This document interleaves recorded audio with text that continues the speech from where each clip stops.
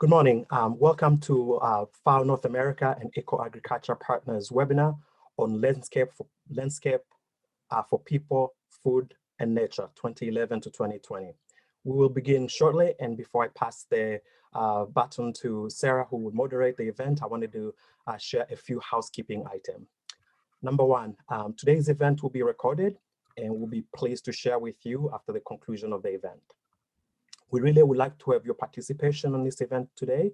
So please use the chat button on the bottom of your webinar to share any publication, any stories, your reaction, and reflection on the event that we're discussing today.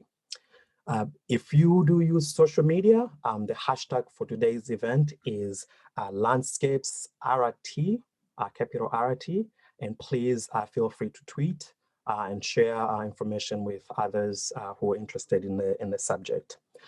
Because we do have a large panel, we will not be able to read all our esteemed colleagues' full bios, but I will be sharing them on the chat area so you can see who is talking at a given moment.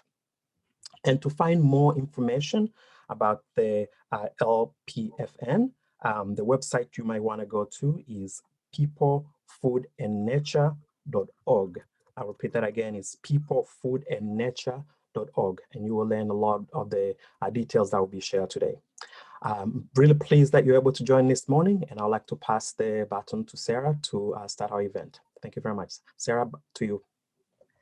Thank you very much, Gabe, and welcome to everyone. I'd actually first like to turn over the speaking to Wimlinda Sharan, who is the director of the North America office of the Food and Agriculture Organization and our host today.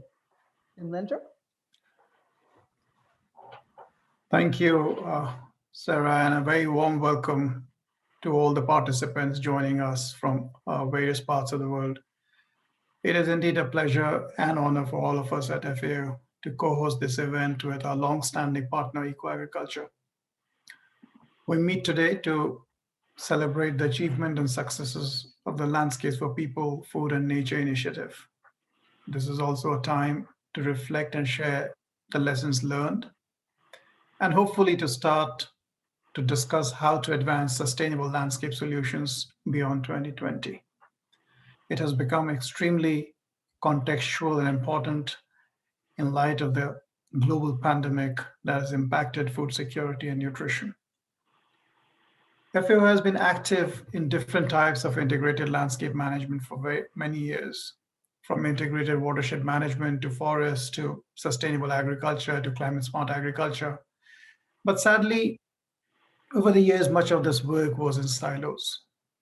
Through Landscape for People, Food and Nature, we have been able to strengthen the interaction among these programs, and a major output of that enhanced collaboration has been a combined FAO best practice publication, drawing from many of them. For nearly a decade or so, the Landscape for People, Food and Nature initiative has brought together more than 70 partner organizations from North and South America, Europe, Africa, Asia, to work on three simultaneous goals: improve food production, ecosystem conservation, and sustainable livelihoods.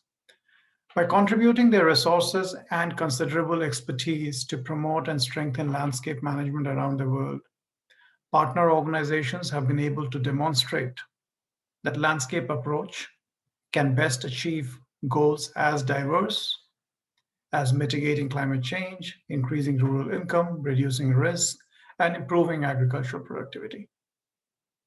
Today, agricultural systems, ecosystem health, and rural resource-based livelihoods are in crisis. Over the next 50 years, we will be forced to go through an extraordinary transition to meet the production needs sustainably in the context of climate change and the demographic pressure.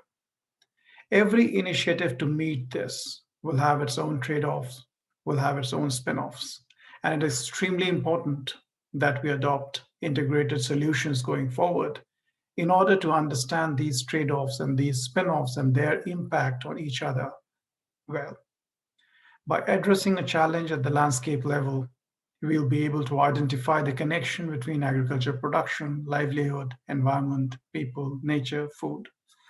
It is in this light that Landscape for People, Food and Nature offers a powerful collaborative platform and network for action and advocacy to accelerate progress in transforming food and agriculture and land use systems. I offer my congratulations to all the partners of Landscape for People, Food and Nature. And mind you, not just the ones who are speaking today and sharing their views and ideas with us, but everyone, all the partners who have been involved in this initiative for their energy, innovation, and collaborative spirit in advancing this cause forward. Let me stop here and hand over to Sarah to take the proceedings forward. Thank you so much, Sarah. Thank you so much, Vimlendra. Good morning, good afternoon, and good evening to all of you who are joining the event today. Let me add my warm welcome to Vimlendra's. This is a really special occasion for me. For almost a decade, EcoAgriculture Partners has had the privilege of working with some of the most innovative and collaborative people in the world, working on sustainable landscapes. As convener of the Landscapes for People, Food and Nature, we'll call LPFN. And I want to spend just 10 minutes for those of you who may not be, have been participating in this, and for those who may have forgotten, as I realized that I had some of the things that we did with LPFN, I'm going to give you just a 10-minute overview of that. If you'll go ahead, James, and put up my pad. Mine's the only PowerPoint slide in this discussion. Following my chat, we will have two fantastic panels with some of the leaders of the LPFN to do their reflections. And you will also have a chance as participants to put into the chat two things. Can you start at the very beginning there? Let's see, I need to go back, yeah. Thank you. You'll see in the chat, we're asking you as participants to answer two questions for us, and do give us your name and your organization and where you're sitting. The first one is, if you were involved in LPFN activities or products or whatever, tell us what some of your key memories are or the learnings that you got from it. We'd love to hear that. And others of you, if you could tell us where you think the world of landscape development needs to go over the next decade. Thank you very much. So can you, let's see, for several decades now, people all around the world have struggled with how to manage their biodiversity, their soils, their forests, their water, and other resources to meet all the needs of all the people in their landscapes. Even as that resource base in most parts of the world has actually been degrading. And what many of them learned was how to move from conflict, sorry. Can you back that up, James? Can you back it up? I'm not touching it. Back to the second screen. That one, thank you. I think I'll let you run it, okay? Because it seems not to be working so well from my side. To be moving from fighting with one another over who was going to get that resource, even as it was degrading, to finding that they could collaborate together. And that range of innovative approaches to this is, we call in the integrated landscape management as a sort of an umbrella term. Now, if you'll move to the next one, that innovation is incredibly exciting and has led to enormous innovation, but also quite chaotic and very difficult to develop coherent support policies and programs beyond the local scale. So if you go to the next one. So in 2010, a couple of partners of EcoAgriculture Partners got together and said, there must be a better way, rather than having the food people and the biodiversity people and the water people all pursuing different kinds of activities with their own language, et cetera. Let's find a way to have the folks talk together and build on the richness of what they know. We spent 2011 organizing ourselves, reaching out and recruiting new partners, and mobilizing financial resources. And do let me speak for just a moment about how very grateful the entire partnership is, if you'll switch to the next one, for all the different groups that funded. The number one funders were the partners themselves, who put in their own resources to make all of these things happen. There was a couple of groups that were particularly critical. The Global Environment Facility and the UN Environment really got us started. The World Bank and Terra Africa supported for many, many years the LPFN activities. Governments of the Netherlands, of Germany, and Norway were big supporters, as was the HITS Foundation, but also many more who contributed to different components, and we thank them so much. If you'll go to the next slide, the very first activity that we did as a big group, the full partnership, was the forum in Nairobi that was hosted by the World Agroforestry Center that had more than 180 people from all over the world. Really fun. If you have a couple of minutes, go look at the film on the Landscape for People, Food and Nature.org website, and you can see the faces of people who've become the faces now of leadership across many organizations working on landscapes around the world. Okay. We did three things you can go to the next one. We did three major sets of activities in the Landscapes for People, Food and Nature. The first one was about knowledge. We wanted to pool the information and experiences of all of these different partners. There's almost more than 80 partners. And what have we learned? And can we synthesize that across experience? The very first thing was to answer the question about whether anybody really was doing collaborative, integrated, multi-stakeholder, long-term landscape transformation work. And indeed, we worked with research partners at ICRAF, at Water, Land and Ecosystems Program of the CGIAR, CATIE, and the Hercules Program of Europe to document more than 428 of these landscape partnerships that was actively pursuing these goals. And that was a really big breakthrough.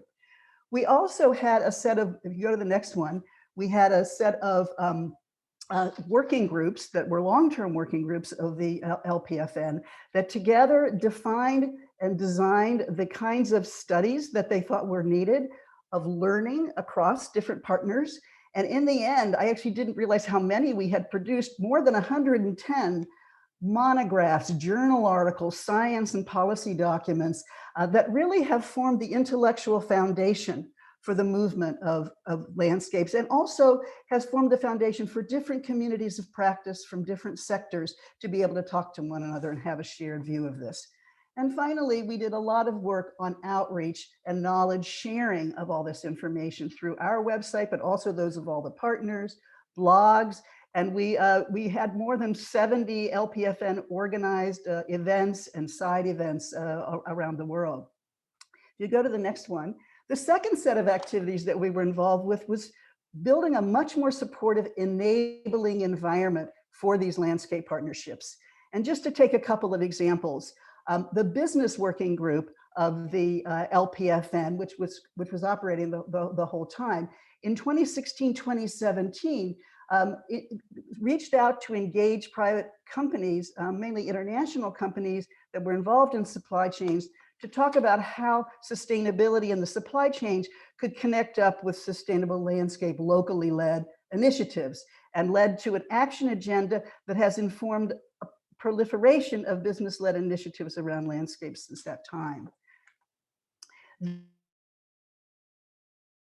Then, of course, there's the question of finance. If you go to the next one, how to finance the landscape investment portfolios that the landscape partnerships have identified were needed in order to transform their landscapes towards sustainability. We did studies, we reached out to financial institutions, and in fact, this is landscape investing is starting to become, I was told last week in a finance meeting, is becoming a recognizable asset class, and also an approach for investors to use to reduce their risks and to increase their impacts. A third one, if you go to the next slide, has to do with the policy level at the international scale. The LPFN partners banded together to use their influence and to have events, et cetera, that led to the formal endorsement of integrated landscape approaches in the Convention for Biological Diversity, the UN Convention on Climate Change, Framework Convention on Climate Change, the Land Degradation Convention, and the high-level political forum of the SDGs. If you go to the next one. The third bucket of activities that we did were strengthening landscape learning among the leaders of landscape initiatives. One notable one was that the LPFN defined and incubated the Landscape Academy which a few years ago was transferred over to one of our partners, the Global Landscapes Forum, which is now running a series of MOOCs based on that work. If you go to the next one.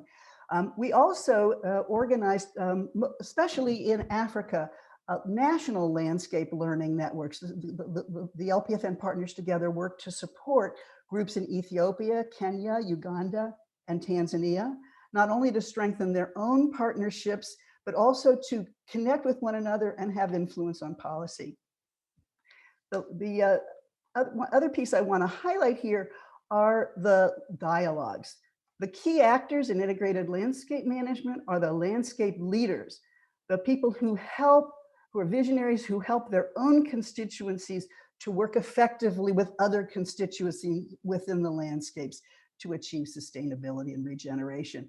One of the most powerful activities were dialogues among these landscape leaders, which we were able to do very successfully in Mesoamerica. A lot of powerful actors working together that have continued to work together from our 2018 Mesoamerican dialogue and a series of dialogues that happened in Africa. If you'll go to the next other way, the other direction. This one, yeah. We had our first African landscape dialogue with landscape leaders in Nairobi in 2014. And then updated in 2017, and then in 2017 in Addis Ababa, in 2019 in Arusha. And out of these came the African Landscape Action Plan, which was local landscape partnerships telling the world what they needed, what they were committing to, and what directions they wanted to move in. And the African Landscape Action Plan was endorsed officially by the African Union in 2015. And in support of all the other landscape initiatives that are happening in Africa. Go to the next one, please. So the LPFN is officially closing. What's happening afterwards? Well, we are going to keep all of the website resources available. We won't be further updating that, but you'll be able to get all of those resources, those publications. That will be shared with you with the back pocket of materials that will be sent after this event, which include a recording of this event, a brief, a blog, an edited version of the chat that you all are providing, so it makes more sense to read, and also the list of publications from the LPFN and the list of events that have been held with LPM that you could follow up on. But probably the most important thing after the LPFN is that all of the landscape LPFN partners are moving on to do really ambitious and exciting work for landscape sustainability. And my last slide, I just want to say a word about what EcoAgriculture Partners is going to be doing, because we are now putting all of our energy into convening a new initiative called 1,000 Landscapes for 1 billion people. And we see this as a radical collaboration to develop the underlying, a foundational infrastructure that is needed by these partnerships for them to thrive, to work, to manage themselves more effectively, to build those investment portfolios that will transform their landscapes, public, private, civic, and to mobilize financing to do that. And we're working with a group of wonderful partners that is spreading and expanding. I hope to include all of those here, with Rainforest Alliance, Common Land, Tech Matters, Conservation International, UNDP, and the Landscape Finance Lab of WWF. You'll find more about that at our website, which is actually just going to be upgraded very soon. You'll get more information from it there, but we're working basically on 4 different aspects of that infrastructure. One, a global network among landscape leaders, a digital platform to support them in managing much more effectively their landscapes, finding ways to institutionalize integrated landscape management capacities on the ground and providing mentoring and training support services. And finally, mobilizing innovations in landscape finance that will support their investment portfolios. So with that, I'd like to ask James to close the PowerPoint with that bit of background, which just showed a sliver of what we've done with LPFN. I'd like to switch the group now to the next, this event, to the next phase, and talk to our first panel. So I'd like to, it turns out for the technology, I'm going to introduce each person as I ask them the first set of questions for them. So let me start with Bernhard Wurm, who is a Senior Policy Advisor of the Division of Rural Development, Land Rights, Forests of the Federal Ministry for Economic Cooperation and Development, BMZ, which has been a partner of the LPFN and a supporter from the very beginning. Bernhard, if you could show Bernhard on the screen, James. Hi, Bernhard. Hi. I want to ask you a question I'm going to ask every one of the panelists. When you look back on the LPFN, what is most memorable or have been most useful for you out of this 10 years of working in this collaborative way? First of all, let me say hello to everyone, and thank you very much, Sarah, for inviting me for this panel and for this event. It's basically an honor, and I'm very happy as we cooperate and we meet on a regular basis on different events, just as the Global Landscapes Forum or other events, and we always have a very fruitful discussion when we meet informally or formally. Regarding the LPFN, BMZ, the German Federal Ministry of Economic Cooperation and Development, is basically a strategic partner since 2015. And we think, or we thought right from the beginning that, or we were convinced that the LPFN can really add some important value and enhance the concept of integrated landscape management. And it's important for demonstrating its contribution to rural development to practitioners and policymakers. From our point of view, the development of rural spaces is key for achieving the SDGs. With the LPFN, we were able to work across sectors. I mean, the LPFN was really a promoter of working across sectors and territorial development on pressing questions regarding development of rural areas. And I particularly want to emphasize LPF's the strong membership of international and national civil society organizations in the LPFN, which is extremely important also to us as a governmental partner. LPFN enhanced the capacity of these local level organizations and gave them a voice in all different sorts of policy processes. The African Landscape Action Plan, as you mentioned before, is a great example on that. Also, thematic discussions and exchanges on lessons learned was a great asset is a great asset of the LPFN. An exchange went off on both sides. So we learned from LPFN and the discussions and meetings we have had, but on the other side, we could contribute our expertise on integrated landscape management, rural development, territorial approaches. We could contribute that into the discussions, and it influenced also what we saw then at the end in examples like the little Sustainable Landscapes book or the public policy guidelines for integrated landscape management. So I believe that the LPFN has paved the way definitely for other future engagement in the field of integrated landscapes management. And that's why I'm very happy to be here and to share my views and discuss with you. Thank you very much. Thank you so much, Bernhard. I'd like to actually turn then to Tony Simons, who was probably one of the very first founders of LPFN, to just reflect for you on just one or two things that really have made an impact on you or on ICRAF through the LPFN. Tony? Great, thanks very much, Sarah, and apologies for some technical issues joining the seminar. It's what our IT people call a picnic problem. The problem in chair, not in computer. Anyway, it's a delight to join you and the other partners today to really celebrate landscapes for people, food and nature.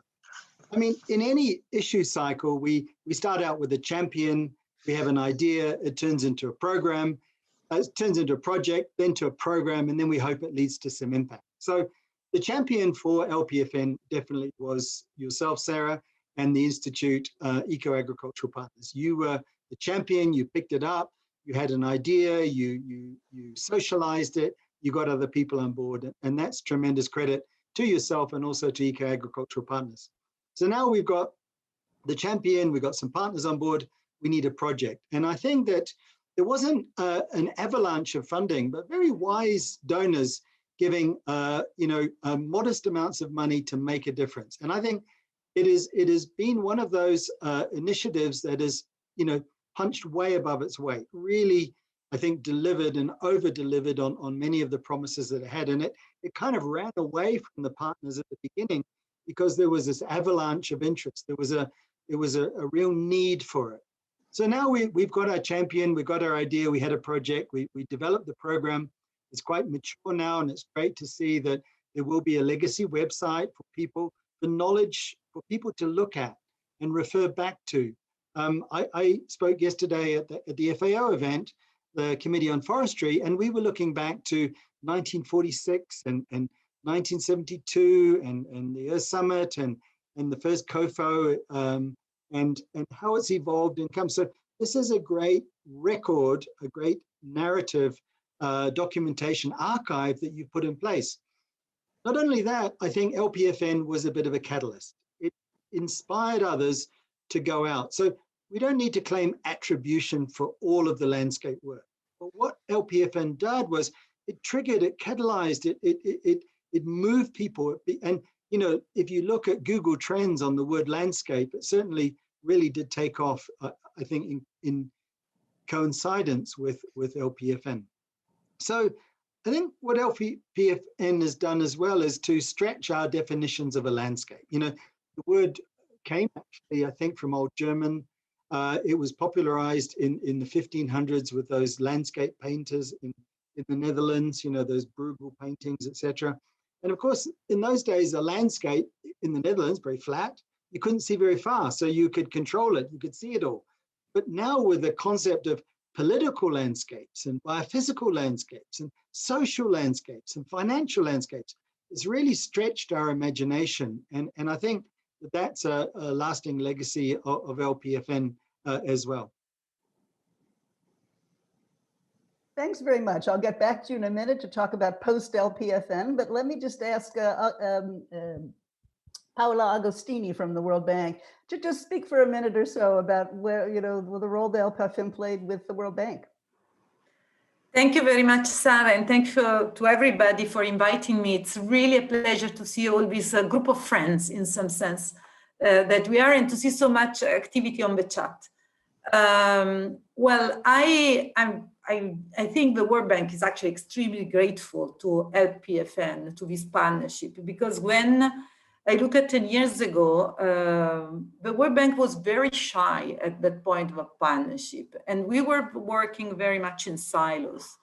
And here I was, and I met Sarah, and she started talking to me about, the idea of having a partnership on landscape.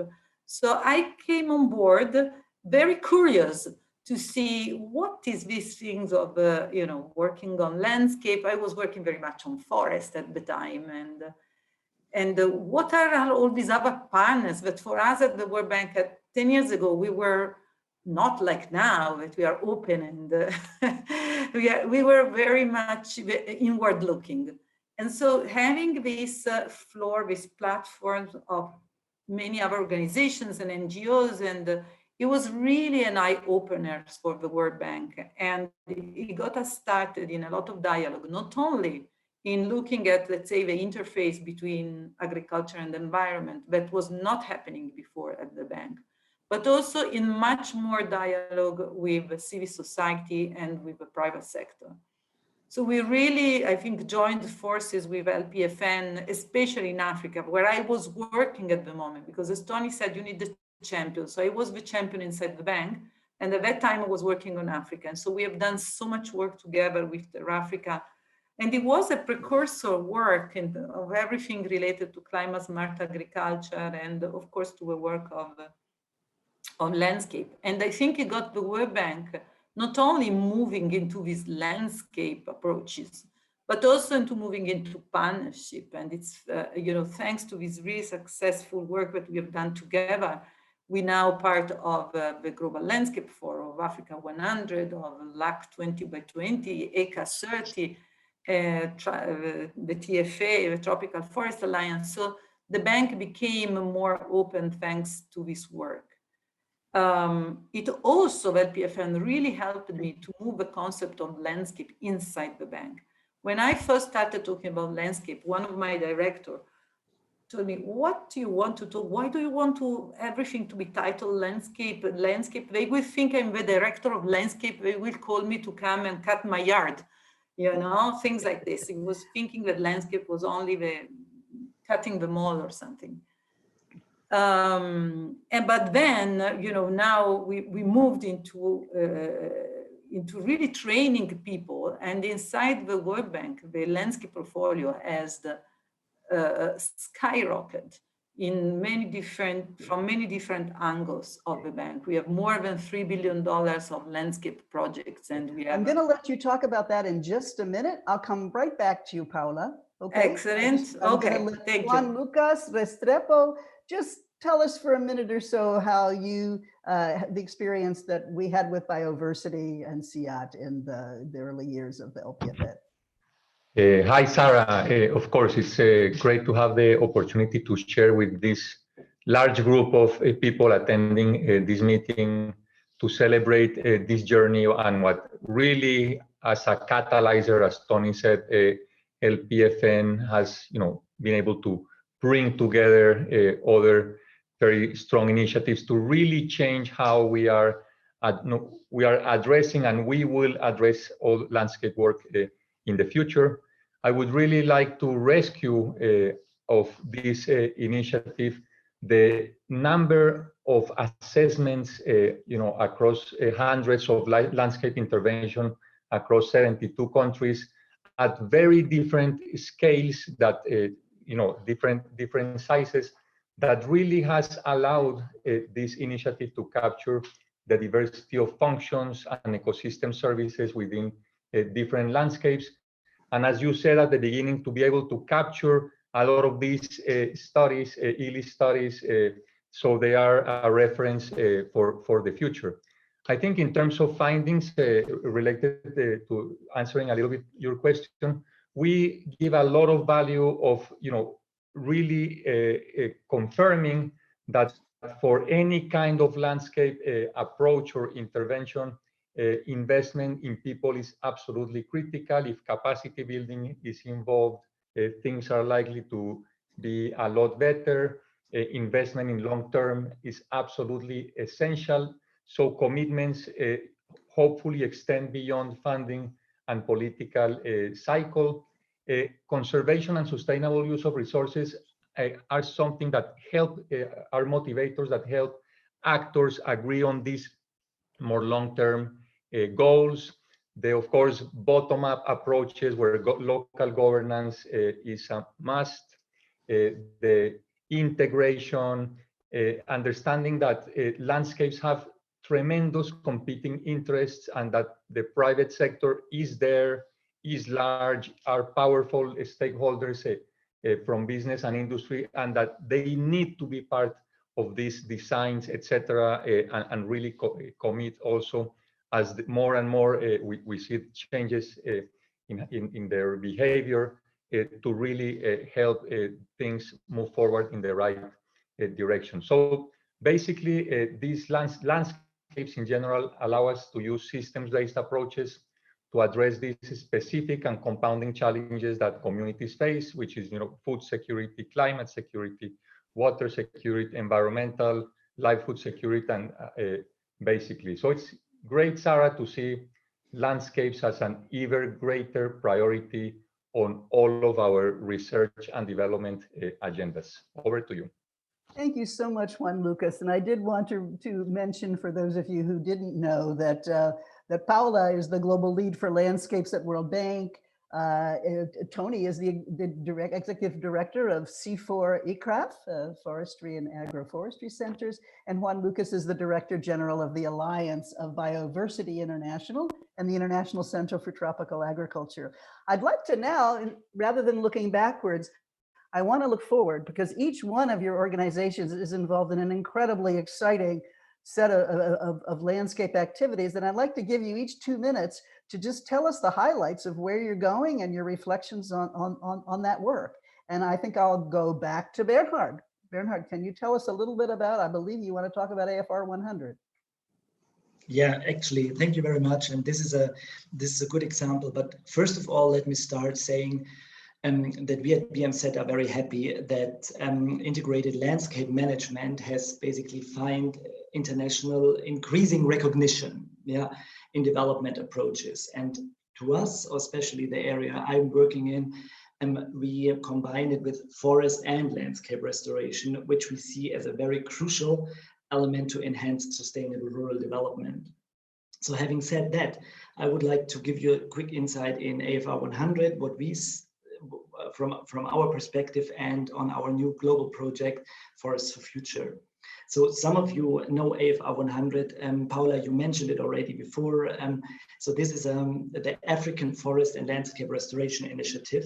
This has been initiated by BMZ together with WRI and AUD NEPAD in 2015. And the goal of this initiative is to restore 100 million hectare forest and tree-rich landscapes by 2030 on the African continent. It's basically is sort of in line with the Bond Challenge, which is a global initiative. So far, we see that the initiative has really gained speed. 30 African countries have pledged already 125 million hectares of voluntary contributions to restore landscapes. This is for the first at the first look is very positive, and we are happy that there seems to be a big engagement. Of course, now we need to look into implementation. It's not enough, of course, to say 125 million hectare. We need to restore it. But in this context, we support very strongly like this integrated landscape approach, including forests, basically forests and all the landscapes which are around. Beside that, beside AFR 100, last year we initiated a new global project, which is the Forests for Future. It's an initiative we have launched through the special initiative One World No Hunger at BMZ. And also there we see that forest and landscape restoration is a key element in it. There our partner countries are Ethiopia, Madagascar, and Togo. And we support them in the implementation of their AFR 100 efforts and FLR in general. And basically their restoration to realize their restoration targets. Sorry. Thank you. Okay, and of course beyond that we do different other initiatives where we integrate landscape approaches like CAFI, ProGreen, etc. And let me just finish and say thank you very much for all your efforts you do for LPFN, you do for the integrated landscape topic, and without that it would not have been so successful. Thank you very much. Thank you. And AFR is really an exciting one. We've been watching so carefully, particularly as part of the African Landscape Action Plan, trying to support that work. Let me pass it over to Tony. Tell us about your new Resilient Landscape Initiative, if you can, in just 2 minutes. Thanks very much. And indeed, it is BMZ that is supporting the project, Resilient Landscapes. And what we're doing here is to try and connect private sector and private investor to those landscape opportunities that are there. Key parts of that is that finance is important, but it's not paramount. And we're looking to investors and private companies and others who will subordinate financial return to social and environmental gains. We have an approach, a very exciting approach, where we're looking at projects generated by our partners and by our staff working around the world, as well as others who want some advisory services, project design, project implementation, due diligence, etc. Often when we talk about due diligence, from a financial person's point of view, it's, we've got the finance, that's paramount. We'll tick the box on social issues, environmental issues, political issues, and risk, but we've got to maximize the returns to capital, maximize the returns to the finance. And we agree we should maximize returns to capital, but it needs to be an integrated social capital, political capital, environmental capital, natural capital, as well as the financial capital. So it's very exciting. A lot of the projects that we have, we're very grateful to BMZ for taking that risk and launching. Resilient Landscapes as a project. The website is there, www.resilient-landscapes.org. Please check it out. We've got some great partners who are starting to get engaged in that. We've signed our first new deal. It's a $5 million deal for Cocoa Landscapes in West Africa. And we have about $200 million worth of deals that we're supporting through the pipeline. Again, it is about contribution to those rather specifically than attribution. And it's really exciting because, you know, we're needing to bring greater, I don't know, elevation, Sarah. Look at agriculture, 4% of global GDP. Let's ignore it. Let's look at forestry, 1.5% of global GDP. We can ignore it. And we know GDP is a terrible measure of productivity and prosperity, but it's what people hang on to. And combined, then it's even only like less than 6%. But food, we're very clever and said, but it's the food system. How much do people spend of their income on food? It gets up to 58% of annual income of households.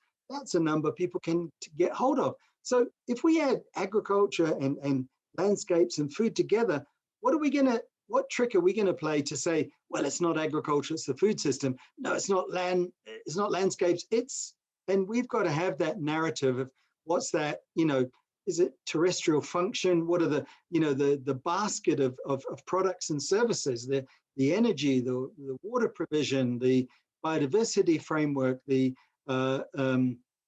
commodities, the timber, the fiber, all of those things. Because when we add all of those up, it's going to be pretty close to 70–80% of the world economic productivity and prosperity. So that's a big challenge for us going forward, we think.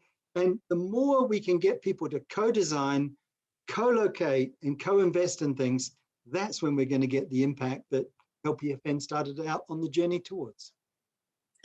Fantastic, really exciting. I'm going to be following up very closely with you to find the links with 1,000 Landscapes as well. Thank you very much, Tony. Let me turn to Paula. Paula gave us a wonderful title for what she wanted to talk about, which was the World Bank journey. Do you think you can tell us that journey in about 2 minutes, Paula? Thank you very much, Sarah. Yes, so what I was starting also to say before is that when I look back at 10 years, we didn't even use the word landscape, and I was having a lot of issues in explaining it. And in the course of these 10 years, we moved in the World Bank from having very separate projects, one on forest, one on water, one on agriculture, into having now a multi-billion dollars portfolio of landscape projects. And not only we have a multi-billion dollars portfolio, but we have an army of people inside the bank that go and discuss this message with our clients. And our clients are very receptive because at the end of the day, we live in landscape. And so it's very clear for them that it's a landscape that is your unit of space where you live. And so right now, even in terms of partnership, we are partnering, as I was telling you, with Africa 100, LAC 20 by 20, and we were even able to develop a new partnership for Europe and Central Asia called ECA 30 that was just launched a year ago. And this is really, I can see the power which is behind all this partnership started by LPFN, but really sort of giving the ideas. And it's a fantastic when I look back to see that we have done this together. I have not done it by myself, a global lead. It has really been thanks to this partnership. We now have even ProGreen that is going to move this even further in terms of what we can achieve. And we didn't mention it, the UN Decades on Ecosystem Restoration. That's a landscape success, if you want, of having for the next 10 years, the UN focusing on ecosystem restoration. I really see, when I look back, all of us together, I think we have all done it, and I think it's amazing. So what is still to be done? So I think there are three things. One, we need to work more on subsidies issues. There are still many subsidies that are, perverse incentives in terms of landscape management. So we need to work more on that. I think that building on what Tony was also saying, we need to work more on giving a value to our natural land, giving a value to the natural capital. GDP is the produced capital, so that's a limited measure. We need to value also natural capital. We have tools for that, but we need to do it a lot more. And the third one, I think we need even more to work with the private sector. LPFN was a precursor of all this. You're looking at all this public-private partnership in the landscape, at the landscape level, but I think we have a lot more opportunities to do that. So that's what I'm going to focus on in my next few years of work. Thank you. So exciting. It really has just been amazing to see what the World Bank is doing, well, compared to 10 years ago. It's really cool. Juan Lucas, can I ask you to just give us 2 minutes on what you all are moving forward to, what your issues are and challenges, and where you think this field needs to go? Absolutely.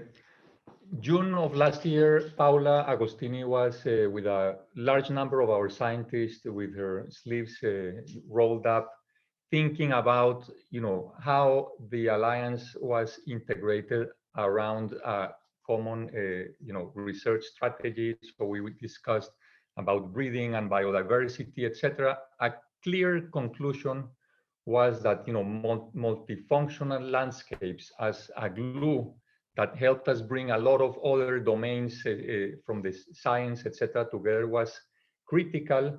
And nowadays, after the alliance is now running as under one organizational structure, we have a director of multifunctional landscapes with already a large group of scientists from many disciplines working around it. And for us, it's super clear that, of course, the linear approaches of the past, the focus solely or mostly on productivity, has created this tremendous cost. And we are finding, and we are, there was one of our scientists co-leading a recent article in Nature, where we are seeing that the solution is that there are pathways to increase productivity and at the same time improve the environment simultaneously, so we can feed 1 billion people by 2050, and at the same time reverse some of these biodiversity declines that are there. And in terms of experience, of course, in Africa, together with other CGIAR and many other partners, we see great examples where we've been working in Ethiopia, where, through bottom-up approaches in learning watersheds with very simple tools and leading by example, we see that already large landscapes are starting to be restored and providing already a number of, greater and more beneficial services. And of course, Latin America, the Andes, the Amazon bases, we've been working, understanding deforestation and armed conflict in Colombia, zero deforestation agreements with IKIs for business models with cacao, oil, and palm. We got a partnership with NASA where we use geospatial satellite information to villages so they have informed land-based decisions across the Amazon basin, sustainable finance and investment funds that help agribusiness, small agribusiness around the Amazon to commit to biodiversity recovery through impact investment. So there is a lot already ongoing. It's super exciting, and we are committed and geared up to keep engaged in transforming landscapes for food, people, and the planet. Thank you so much, Juan Lucas. It is pretty exciting to see actually all the work that's been done with your centers over the years that has contributed to this. I'd like to thank this first panel looking at the big picture of landscape development around the world, and take just a moment to turn to Manon. First of all, let's give a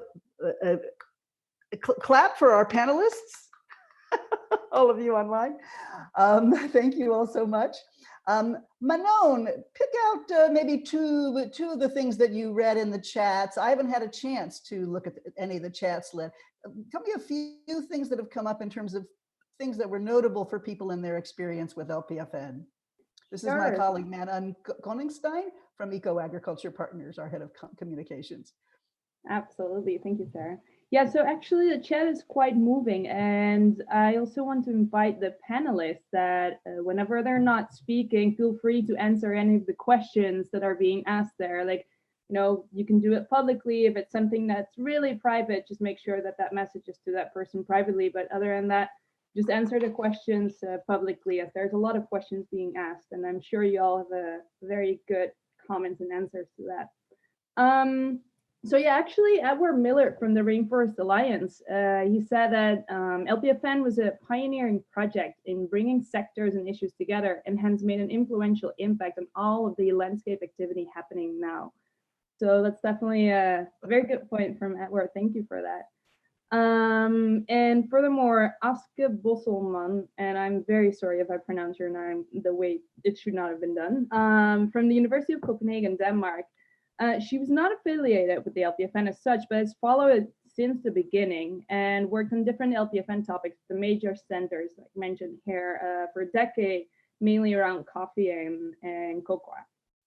And there's someone else who was actually working with LPFN since the beginning, Marie Laundrie, Canada's International Development Research Center, who wrote a blog post, along others, back when she was working at CUSO and collaborating with our partners at the African Model Forest Network, which was published on the website back in 2013 about the ADAPT projects, the Adapting to Climate Change with Landscape approach. So those were a couple of the comments. Like, feel free if anyone else has like really nice and valuable experiences with the LPFN to put them in the chat, because we're more than interested in knowing about that. Thanks. This will be part of our record of the LPFN, and it's wonderful to hear from these people from the past. I haven't talked to some of you in a few years, and it's really great to hear from you. Let me turn it over to Tom. Did you hear anything from anybody about directions they think this whole movement needs to move? Yeah, thanks, Sarah. And Tom Derr, who's a program associate at EcoAgriculture Partners. Thanks, Sarah, and thanks to all the panelists as well. Certainly, there were a lot of great comments about the direction for landscape development moving forward, and it sounds like we are indeed moving in that direction.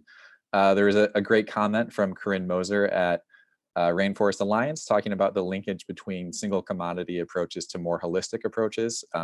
She's claimed that Rainforest Alliance, we believe that single commodity approaches must be accompanied by more holistic approaches that address all of the drivers of sustainability challenges, and we also want to incentivize multi-stakeholder and cross-sectoral collaborations across landscapes and communities. Marie-Eve Landry made a great comment about landscapes and those involved in LPFN, but also now the 1000 Landscapes Initiative. Seeing if there is any mobilization happening in the value of connecting with national and subnational processes, specifically around national adaptation plans and nationally determined contributions, so NAPs and NDCs. Which are very heavily linked to climate change adaptation and climate change mitigation, of course. And so moving forward, how landscape approaches can get more specifically involved in climate change, not just for mitigation, but also adaptation. And I'll briefly touch on one comment from Albert LePage, based out of Eugene, Oregon, who believes there needs to be very serious attention given to biodiversity, especially in recent light of the UN Sustainable Development Goals not being as effective as we may have hoped in protecting the environment and biodiversity, and how landscapes might be able to fill that gap. So please keep on adding your comments, and we'll keep them on record. And back to you, Sarah. Thank you very much.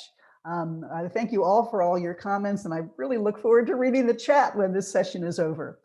Let me move on to my second panel here, which is looking a little bit at what's been happening within those landscape partnerships and initiatives. They're linked to the LPFN, and particularly the directions moving forward. Sarah, could I just interrupt for a moment before you go to your second? Yeah, Please. sorry for that.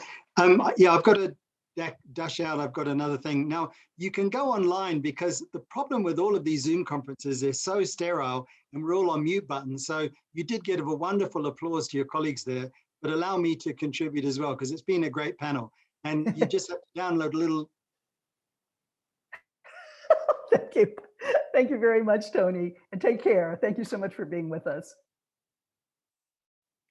Bye. Great. Okay. So let me go on to my next panel, and I'm going to again ask you to briefly, if there's anything you want to add about your experience with LPFN, but probably be brief. We're particularly interested in hearing more about what you're doing in the future. But let me start with Christophe Bessassier, who is the Forestry Officer of Forest and Landscape Restoration at FAO, who's been working with us for many years in the LPFN, along with his other colleagues at FAO. Do we have Christophe?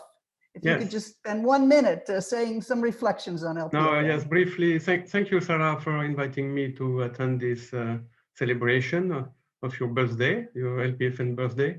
And I want just to highlight few issues. Our forest and landscape restoration mechanism is younger than yours, your LPFN. And our partnership, we started our partnership since the beginning of our mechanism, because we are working on landscape, on restoration of landscape. You are part of our advisory committee, and it's very important for us because you are steering us with the vision of the landscape people and your network. So it's very important for us to have you on board of our advisory committee. Two activities we implemented together in the recent years that for me are very important and I would like to mention. First, we co-organize with a lot of other people forest investment for landscape investment forum in Rwanda in 2017, and we worked together on several sessions to try to attract investors, to prepare landscape to be ready for future investment, how to work with incubators or landscape accelerators issues. And for us, it was very important to have you on board because you bring around the table landscape practitioner, landscape network. A second thing I want to mention, an experience with your network, very important for us. We prepared with Shem and your group on finance a document on a joint publication to be released soon on local finance mechanism for forest and landscape restoration, with a review of local level investment mechanism, providing some guidance on how to mix the different investment solution and financial mechanism available at landscape level, how to have some landscape facilitators to work together to help them to mobilize resources at the relevant scale for investment, which is the landscape.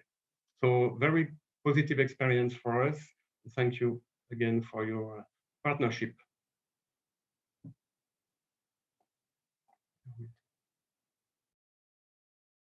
You're muted, Sarah.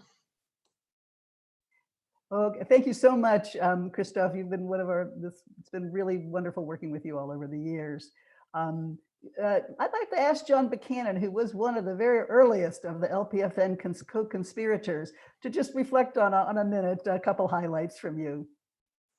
Great, thanks, Sarah. And again, exciting to be here and really fun to look back and see how far we've all come together. And I think that's really a key thing we're taking from today as well, is it is about moving forward together.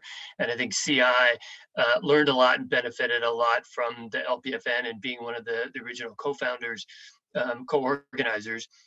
You know, we had a long history of large conservation approaches, multi-stakeholder approaches like conservation corridors, for example, but the LPFN really helped us broaden our thinking about those approaches and to reach beyond our kind of conservation confines.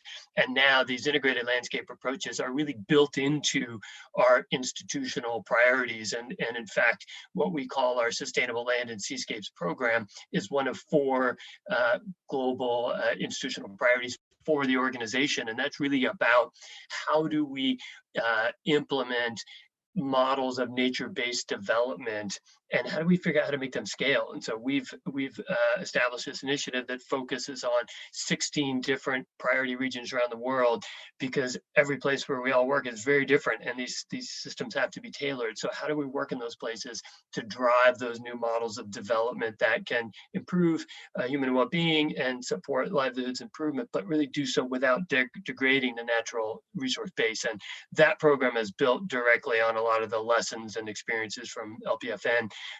And so it's exciting to think back on that. And it doesn't mean that as a conservation group, it doesn't mean we're moving away from conservation or biodiversity targets. It just means that we're smarter and more inclusive about how we work towards those. That's so exciting. So exciting, John. And it's been great working with you all, and we're still working with you on 1,000 landscapes now. Let me turn to Katie Minderhout, the Knowledge Management and Learning Advisor for Solidaridad. How about from you, could you just spend a minute telling us a little bit about what LPFN brought to what you all are doing? Sure, Sarah, thanks. Very inspiring also to hear all the other contributions so far from a really diverse range of organizations. So I work with Solidaridad Network, and we have focused a lot on commodity-specific programming around soy, palm oil, sugarcane, and a range of other commodities. And in my role as learning advisor, I coordinated an internal learning agenda on the landscape approach. So it was really about embarking on a new way of working.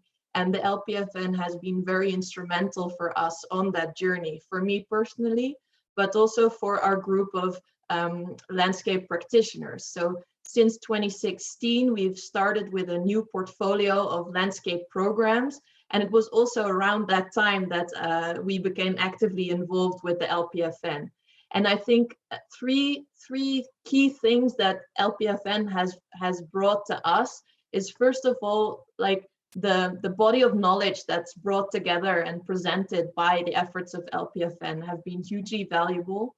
Also with the practical tools that are really well organized online. Secondly, the creation of a network of people and a network of organizations. While we all have different backgrounds and a different focus, but there's a shared interest to learn and exchange about the landscape approach and integrated landscape management. And then thirdly is, of course, now in COVID times, we miss it more than ever, but the spaces where we come together and where we interact and exchange and collectively bring the knowledge and understanding further. So I think these three aspects have been really important for Solidaridad. And at the start, we were dipping our feet in the water and exploring these new grounds, so to say. But we've really gained confidence by implementing our landscape programs with local partners. And I think that's really interesting how the journey of an organization internally kind of matches the journey of LPFN. Yeah, so that's first. Thank you so much, Katie. And let me just turn briefly first to Salima to say a word or two about World Resources Institute's very important central role in LPFN. She's a research associate there, and go ahead, Salima.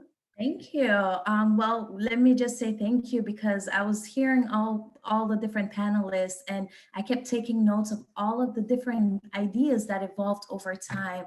And at WRI, with our global restoration initiative, LPFN has really helped us craft the whole idea of landscape approaches and multi-stakeholder involvement of actors, which is reflected in some of our regional initiatives, including 20 by 20 in LAC and the AFR 100 in African countries. But beyond that, we were able to be influenced by a lot of the knowledge coming from the LPF, including the landscape learning networks that were being created, and now we're implementing them in all the different countries we're working at the local subnational level. We're also utilizing the landscape action plan that was brought up at the continental level. We're creating landscape action plan for these subnational and landscapes we're working in, really taking that knowledge that we were able to bring back at the global level or continental level and bring it at the subnational level. And the last thing that I also wanted to mention was the idea of bringing people. We should remember 10, 20 years ago, we always talked about the environment, restoration, but the people aspects were lost. But today, with the UN decade and all of this thing, we're bringing back that people aspect. And in our work, it has been central throughout the efforts we're doing. And now we have 10 landscapes and people that we're working with across the globe that are going to be our main focus for the next 5 years with our new strategies. That is really exciting to hear, Salima. I love looking forward to learning more about your landscape learning networks. So reaching out to you about that. Well, so again, this is the past, and all of you are involved in incredibly exciting work moving forward. So I'd like to give you each 2 minutes to tell us about where you're going and then how people can find out more about those things following this event. And I'll start back again with Christophe. Thank you, Sarah. Yeah, I will highlight maybe a few projects or ongoing important programs that need to be maybe considered for the future of the LPFN. First, I would like to start with the Restoration Initiative program that is funded. This is a bigger ongoing restoration program funded by the GEF, and where we are working with 10 countries, 11 national child projects in different landscapes, several in Kenya, in Africa, and in Asia Pacific region, and where there is a huge opportunity for building on the knowledge available in your network, but also to add some success stories and knowledge to what is happening and to your website and to your database of knowledge. A second, a big opportunity and big program that will start soon, that is also led by the World Bank and funded by GEF. This is impact program on food system, land use and restoration, with the idea to try to have a sustainable commodities for 8 commodities, selected commodities of countries on board in everywhere in the world. FAO is leading several national projects, and our team is on board of several projects in Guinea, in Madagascar, and in Kenya again. But there is a broad number of landscapes where the program will start to implement activities with the idea to move with sustainable commodities, value chains, and zero deforestation value chains, and where the LPFN network has probably a role to play, both for the implementation, but also maybe for the capitalization of knowledge. And the World Bank is lead platform, a global platform to support this program. The last point I want to highlight is that as mentioned by Paola Agostini, FAO with UN Environment is leading this UN decade for an ecosystem restoration. If it is leading, it means that it's not the decade of the UN and FAO and UNEP. This is the decade of all the people interested to work on ecosystem restoration. And there is a huge possibility for your network to be an active partner, resource partner, probably in several activities. The strategy is now available, has been published recently on the website of the decade, led by UN Environment. The launch of this decade will be probably in February 2021. Currently, with my colleague Vera Burgos, that is one of the attendees today for this webinar, we are co-leading a task force on best practices, with the idea to first analyze better and the capacity need, to assess the capacity development needs of the restoration practitioner. And maybe your network could be a partner on this. And again, also the collection of good practices is something that you have probably a lot of things to share with us.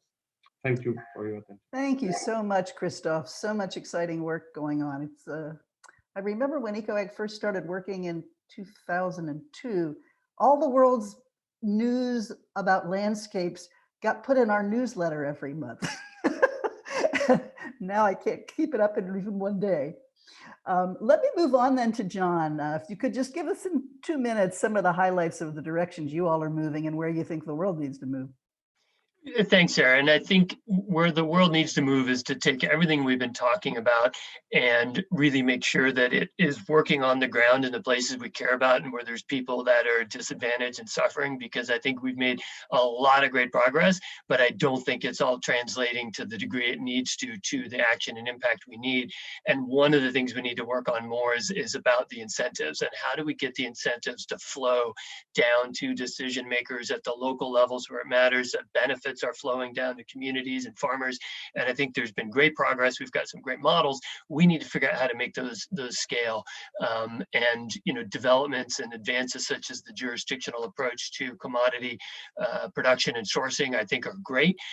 We need to make, and the theory there is that governments that do have these multi-stakeholder platforms and mechanisms and are developing jurisdictional sustainable development plans, building on integrated landscape approaches, the theory is that those jurisdictions will benefit from greater investment and greater sourcing. And I think that's a wonderful example of thinking about how do we create incentives for government. We need to make sure collectively that that theory is put into practice and we can figure out how to make that work and work at scale. And I think that's an example of the type of thing that Conservation International is working on with many of the groups that are on this call, with the Coalition for Sustainable Livelihoods up in North Sumatra and Aceh, which is about, it's a place-based platform to bring together private sector, civil society, and government, because one of the things we've heard several times today as well is we talk about breaking down silos. And I think, again, at some levels, we've made wonderful progress, but down at local levels, we still see that some of these silos are so entrenched, and at times just creating that platform to bring together these different groups and to help connect the dots between community aspirations, private sector aspirations, and government aspirations. I mean, there's still a lot of really good work that needs to happen, and I think that the LPFN network is an exciting community to help really bring that and put it into practice. Thank you. It does sound really exciting, this resilient, this coalition. I'm looking forward to learning more about it. Katie, over to you. What's going on in the future there at Solidaridad? Yeah, thanks, Sarah. Well, first of all, 2020 is the end of our 5-year strategy, where we have really piloted and learned from our ongoing landscape programs. And we're taking the landscape focus forward into the future with a focus on urban and rural linkages and taking more of a food system perspective. So that's more of an umbrella strategy for the organization. And currently, we're still very much capitalizing on lessons learned looking back and how to take that forward in new programming. Secondly, as what John mentioned, I think in the specific commodity sectors where there is a lot of traction and collaboration on sustainability, and specifically in sustainability standards, there's now a lot of attention for jurisdictional approaches. And I think there will be much more priority needed on understanding the sustainability challenges much more from a natural resource management perspective at landscape scale. So looking at water scarcity and not just water efficiency from a production perspective, but looking how there is a broad range of needs within a landscape and how those needs can be met with better resource management. Also looking at climate change and the unpredictability of the challenges ahead. And in light of the attention for jurisdictional approaches, I think there is a big question of legitimacy when a commodity interest is driving a landscape initiative. And of course, there's a lot of attention already for certain safeguards, but I think it's really important to keep questioning and to keep digging deeper, like what is the legitimacy for the group of stakeholders working together on landscape initiatives, and the agenda and the ambition cannot be set from the start because it's a process, we know that. So and the third point I would like to make on that is as a civil society organization, Solidaridad is really focused on the inclusivity agenda and empowerment of local civil society organizations and strengthening the civic space. So I think not so much the landscape approach, but really the vehicle of multi-stakeholder partnerships are really instrumental to how we work and how we will continue to work. So that's what we're taking with us into the future. And lastly, I would like to share from Solidaridad Europe perspective, where we work a lot with private sector on sustainable sourcing and sustainable products, also in communication to consumers. We have embarked with a community of practice called Business in Landscapes. I know it's not new, that has existed before, but it's really exciting. We're working with a group of 12 companies who are really digging into the question, like, what is the role of private sector in landscapes? And I think that that's a question that is relevant for every company, and it will have many different answers in all the different contexts that they are working in relation with the landscapes that they source from. So those are the things I'm excited about for the future. Thank you so much, Katie. And I really wanted to call out this point you're making about this legitimacy of the multi-stakeholder platforms. When EcoAgriculture first started working 20 years ago, most of the landscapes we work at had grown locally and gotten bigger.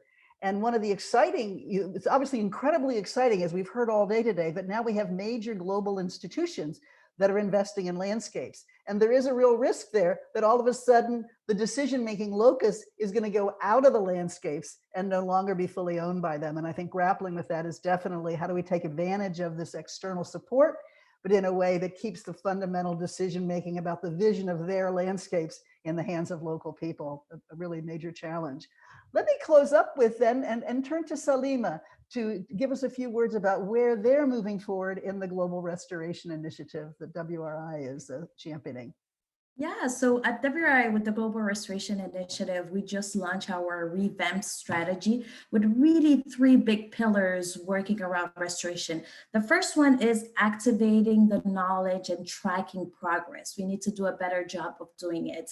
The second one is creating a shared vision and really building capacity of these local actors and champions on the ground. And the final one that we're really excited about is activating the champions of restoration, allowing them to be at the center of the messaging and really creating connections. So I'm just going to give really quick examples of what we're doing. In the Latin American countries, for instance, we got a lot of comments from donors saying, we know a lot of traction around restoration, but where are these projects? What is really happening? So along with different countries, we were able to scope over 50 different projects solely working on restoration. So that alone shows us there's a great potential, but that doesn't stop there. We also created a landscape index, because now we're talking about the landscape. It's not just seeing the trees and where they are. It's really understanding what is the potential for water and all of this, and bringing all of these data together to create an index. Another aspect under the understanding the shared vision, I mentioned that we were influenced by you and all the great work that we're doing. So we're creating landscape action plan at the local level, breaking those silos at the landscape level, bringing different stakeholders together, but also creating a shared vision. That alone showed us that it takes forever. I agree with John, who was saying that we often think that it's easy. It took us forever to really create that shared vision and allow it to be done at the local level. We're also doing the same thing with policymakers. We haven't really talked about policy and creating the enabling environment for these landscapes and all of the practitioners to really have the pathway to make the change that we want. And the final pillar that we're really excited about is communicating more about the work that is being done. There is a lot being done. There's a lot of partners that have thought about it, but what are we doing to communicate about it? We're really excited. We're launching a People That Restore kind of webinar series and web series in Brazil, really filming short films on these people, the landscape practitioner communities that are restoring the land. We need to hear more about them.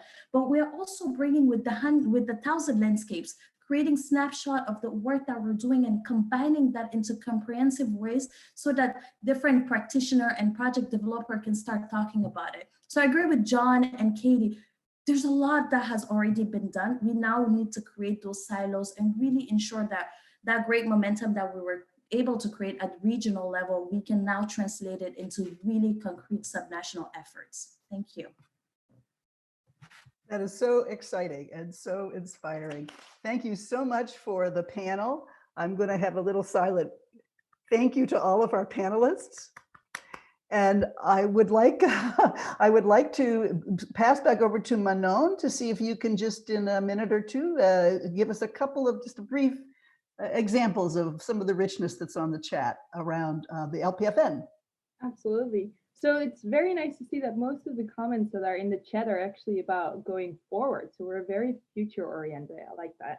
There was one from Artur Guedes Escudero, who remembers very fondly the early push a decade ago in Nairobi, in which LPFN started advocating for a more integrated thinking on action on landscapes, and the great network and the practical applications forming over time, right? And he also recalls the initial resistance to focus on urban dimensions among so many rural-focused institutions. But anyways, he really enjoys like the integrative landscape, which keeps growing and has become a marker of our collective push to be creative system thinkers, action-oriented and resourceful. And I think that really goes back to everything that our panelists are saying, and but linking to the comments that I'm seeing in the chat about like the steps going forward. We need creative system thinkers and we need to be resourceful. Thank you very much. And of course, Arturo actually played a pretty important role in building that support within the LPFN for thinking about city region landscapes, which is now, I think, been embraced all over the place. People recognizing that by building those rural urban linkages, we can actually bring power to the landscape thinking that people had not been realizing. Thank you, Manon. Can I turn then to Tom to hear just a smattering of those future things just in a minute or two? Yeah, thanks, Sarah. And again, thanks to all the panelists for a really fruitful discussion. I really want to touch on several of the comments that spoke to the need for mainstreaming Indigenous knowledge and people into integrated landscape initiatives, in that certainly this is a crucial aspect to ensuring that the vision in integrated landscapes initiatives are shared and are serving all the stakeholders that are represented there. There are several comments that touched on that, and I think those are very important and worth noting. There was also a great comment by Florence Eagle, who touched on the need for linking integrated landscape management to territorial development, which is kind of a parallel linkage to landscape initiatives, also known as TP4D, Territorial Practices for Development. And territorial development in particular has been very important to influencing policy, especially around food systems. So it's a very great way to integrate landscapes in the need for focusing on policy as well. And then just to wrap up, I'll touch on a comment by Lance Robinson at the Equitable Earth Initiative, who really wanted to stress the need for landscape initiatives to focus on the softer aspects of landscape approaches, such as values, culture, spirituality, and leadership, and the need for a lot of the research moving forward to focus on those things to make sure that inspiration is high and that we are engaged as possible, not just focusing on the more traditional hard topics of landscape approaches. So thanks again, and back to you, Sarah. Thank you very much, Tom. Well, we've come to the end of this session. I do want to encourage you to skim through all those LPFN outputs, which I think you'll be pretty excited to see the resources that are available for you. But we are very much looking to the future now. Following this roundtable, we will be circulating to all of you a brief report, the edited chat, so it's actually readable, a video recording of the one that you can share with your partners, and a blog, as well as the list of publications of the LPFN and a list of the major events. I would like to deeply thank the FAO North America office, especially Wimlenda Sharan, our continuing partner with the Landscape Roundtable, which we do 4 times a year here in Washington, DC, and are now going global with the side benefit of the pandemic, one of the few. Especially like to thank also Gabe Lazier, James Cordero, and Athi Muhammad for all their backstopping support for the event. Certainly like to thank my EcoAgriculture colleagues, Seth Seamus, Tom Derr, and Manon Koningstein for the organizational piece from our side. Certainly deeply honored by the presence here of most of the co-organizers of the LPFN. Really, your leadership in this initiative has been absolutely instrumental and is the reason why these incredible impacts have actually been realized across the globe. It's certainly very heartwarming for me neat to hear and see. Thanks to the panelists, but also thanks to those other 75 LPFN partners who often played major leadership roles in the organization, in the working groups, in individual activities and events, and whose role was absolutely crucial. I hope that we will see you all at future FAO EcoAgriculture roundtables, and also at future activities as we more formally launch the 1,000 Landscapes for 1 Billion Peoples initiative. I'd like you all to, we don't have the sound, but let's do this together to wave goodbye to the LPFN in celebration for what it was and is becoming, and to one another, and welcome you to the next inspiring decade of action for sustainable landscapes. Thank you all. Thank you, Sarah, and thank you, everyone. Thank you, Linda.